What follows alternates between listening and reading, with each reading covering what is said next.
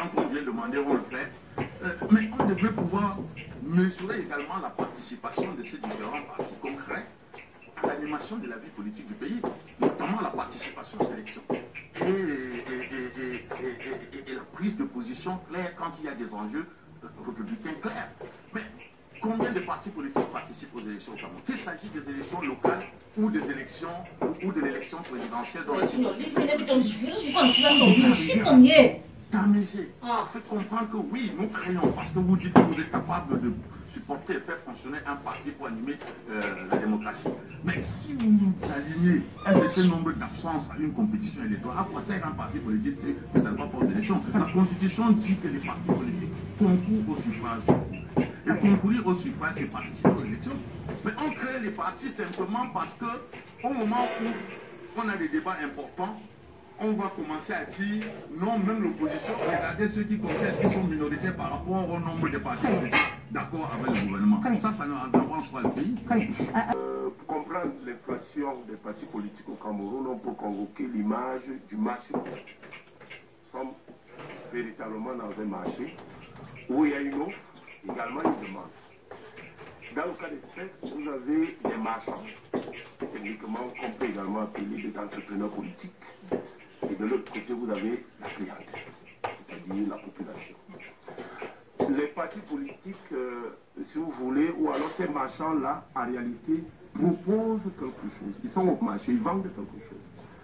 Il y a par exemple l'UDC de l'honorable Koupi qui vend quelque chose, qui présente son produit. Évidemment, je peux bien comprendre le malaise dans lequel il se retrouve, parce qu'il y a d'autres vendeurs à côté. Ils voudraient avoir une clientèle et ne pas de partager cette clientèle avec d'autres. Oui, effectivement, ce qui est tout à fait normal. Pour dire que dans ce marché, si vous remplissez les conditions, alors on vous donne une place, vous vendez votre produit. C'est maintenant à la clientèle, aux clients d'apprécier les produits qui sont vendus. Les ressources également. La position du professeur Franck Ebogo me semble être assez caricaturale de la réalité. 40 nouveaux partis politiques. Franchement, pourquoi en faire? Il faudrait que la démocratie soit de qualité. Et vous savez, vous-même pertinemment, professeur, qu'à chaque fois qu'on se retrouve à la veille d'une élection, il y a des groupes de partis politiques qui se mettent ensemble. Vous vous souvenez du G20? Les militants de la 25e heure, via DPC en 2018. 50 partis en question en 2025, si vous voulez vous dire? Oui, tout à fait. Tout à fait, c'est justement pour semer la confusion. Mais j'aime à le dire. Le président Biya aura souhaité qu'on retienne de lui qu'il est l'homme qui a apporté la démocratie. Mais j'ai bien peur qu'à la fin des choses, qu'il ne devienne le fossoyeur de la démocratie. Parce qu'en démocratie, ce n'est pas la qualité de la démocratie ne se mesure pas au nombre de partis politiques enseignent. La pertinence d'une démocratie se mesure par la qualité des acteurs qui viennent animer le champ politique. Alors, quand on écoute les deux opposants sur le plateau, une chose est claire, c'est que de plus en plus, on se demande pourquoi est-ce qu'ils sont partis, ou alors pourquoi est-ce qu'ils sont avec la... Pourquoi d'abord, l'honorable Koupit est parti à l'Assemblée nationale?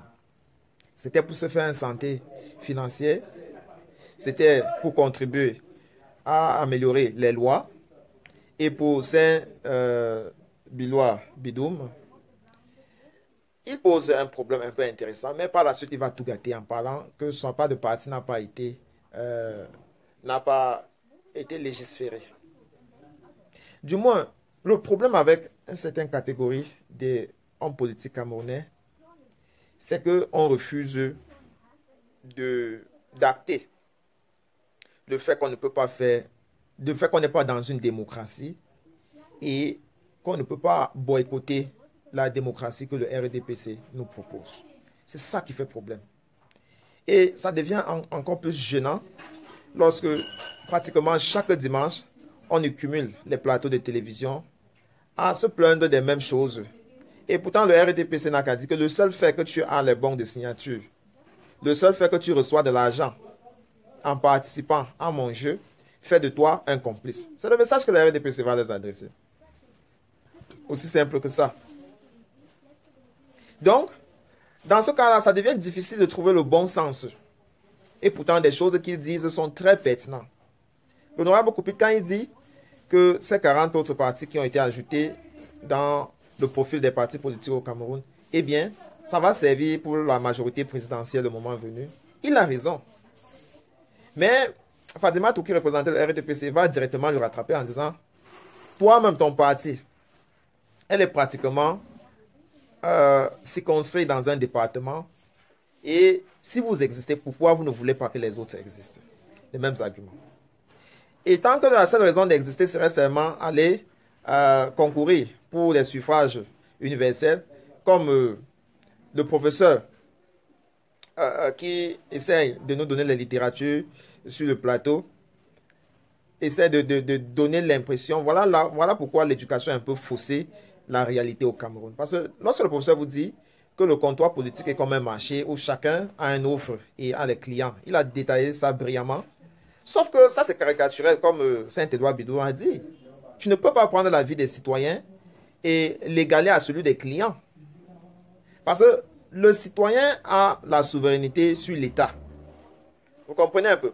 Or, les partis politiques ne représentent pas l'État. Ce n'est pas parce que le RDPC au Cameroun a fait ou alors fait croire qu'un parti politique peut égaler l'État, que vous pouvez dire que les clients deviennent d'office les populations. Non.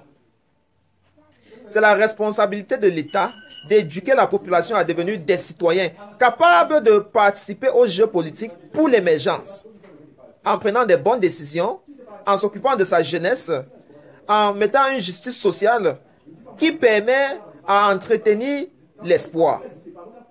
Voilà comment un État s'occupe de sa population, fait passer la population de l'État primaire, d'un groupement de personnes mis ensemble, à des personnes intéressées, donc des citoyens actifs.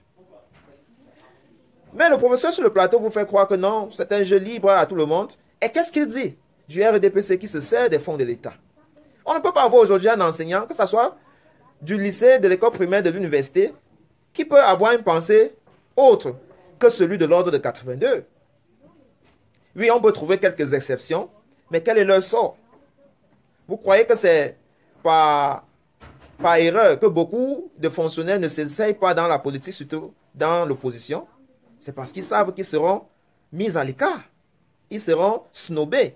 Ils seront maintenus à défaut d'avoir on appelle ça quoi, les affectations disciplinaires. Donc tout cela a donné un autre sens au marché politique camerounais, où les partis politiques ne sauront jamais dire qu'ils sont des commerçants, donc que celui qui donne la meilleure offre doit certainement séduire les clients. Non.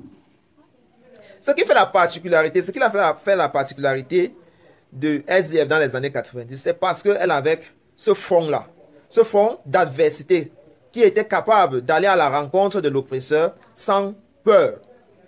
Et vous allez constater que dès qu'elle a commencé à collaborer avec le gouvernement en place, le peuple a rapidement retiré son âme en elle. Et c'est pourquoi elle est restée une coquille. Comprenez un peu. C'était la même chose dans les années des nationalistes, nos pères fondateurs de l'UPC.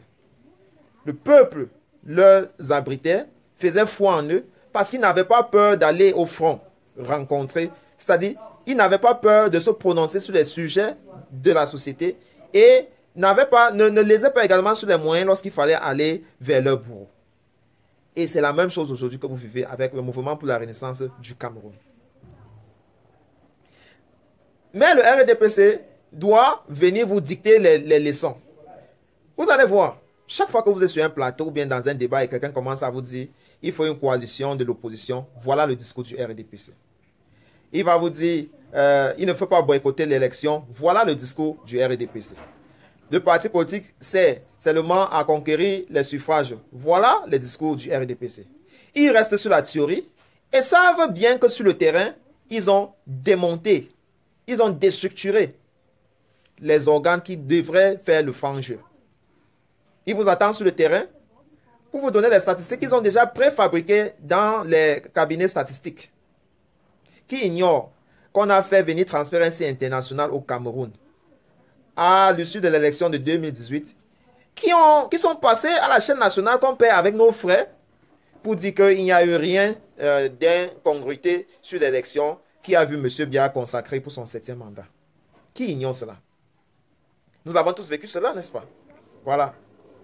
Et on va vous dire que les 40 autres partis qui viennent ont les mêmes chances de survivre ou alors de jouer leur jeu contre la machine en place. Mais il faut être né de la dernière pluie. Pourquoi cela? À Tangandji, surtout que dans ces 40 partis-là, on retrouve 2 qui ont des ex-croissances. C'est-à-dire, ils ont des militants qui ont été, qui pour beaucoup, ont joué des faux jeux dans le MRC et qui se retrouvent dans le leadership de certains de ces partis politiques-là. Et tout comme M. Koupit a dit, qui a été repris par Bidou, qu'à l'aube, ou alors, ils vont certainement jouer les militants de la 25e heure lorsqu'il faudra apporter leur soutien au RDPC. Et c'est comme ça que la machine s'est permis de faire 41 ans, pratiquement 5 générations mises ensemble, et a entamé sa 42e année. Et elle ne vous a pas dit que c'est, elle ne vous a pas fixé une horizon. Ça veut dire qu'elle peut encore se tracer 40 ans de plus. Ils ont les moyens d'arriver là. Et ce n'est pas le MRC qui va les empêcher, c'est les Camerounais. Et ne croyez pas que le projet du MRC, c'est de les empêcher. Non. Le projet du MRC, c'est de dire aux Camerounais, tant que vous laissez cela arriver, ne vous plaignez pas. Vous n'avez pas le droit de vous plaindre. Parce que c'est à travers votre laxisme de chaque jour que cela est arrivé. Donc, la pitié, comme vous voyez, les scènes de cruauté, et il n'y a pas des indignations collectives. Ne soyez pas surpris. C'est comme ça que le mensonge fonctionne. Lorsqu'on a dit que la guerre est finie dans le Nozo et qu'il y a encore des poches résistantes, on ne veut pas communiquer sur ça, tout simplement parce que ça fait honte à la parole qu'on a donnée. Voilà.